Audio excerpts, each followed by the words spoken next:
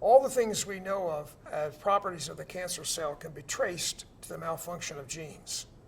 That, in turn, has raised the possibility of very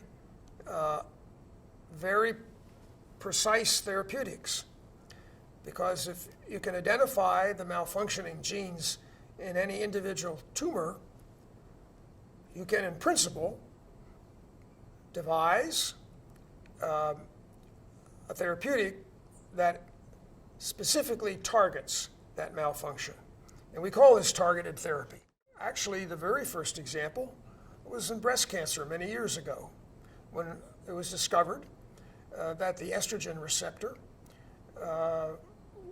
the molecule that the hormone estrogen binds to and that leads to the effect of estrogen on breast tissue, that if you inhibited that, you would have a favorable effect on many breast cancers. And it turned out that these breast cancers were expressing the estrogen receptor. Those that didn't express the estrogen receptor did not respond to the therapeutic. So that's a 30-year-old version of targeted therapy.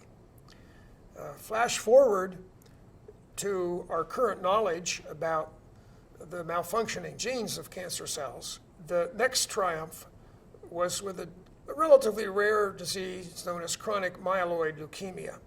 This was an inevitably fatal disease. The standard chemotherapeutics had marginal utility with the disease. And we knew that there was a particular malfunctioning gene in those leukemia cells.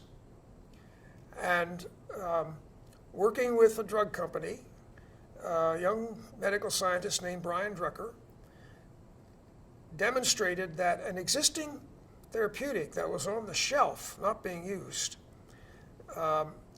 was effective against that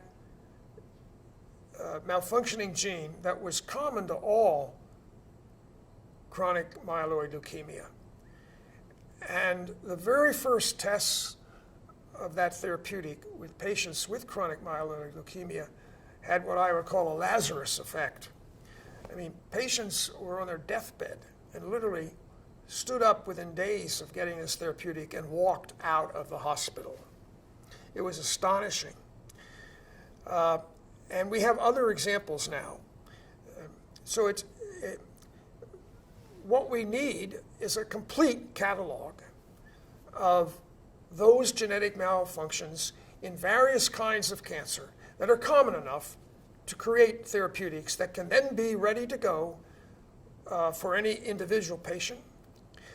We need the ability for every hospital to test every individual tumor for all the genetic malfunctions for which we have therapeutics. And we're rapidly approaching that capability.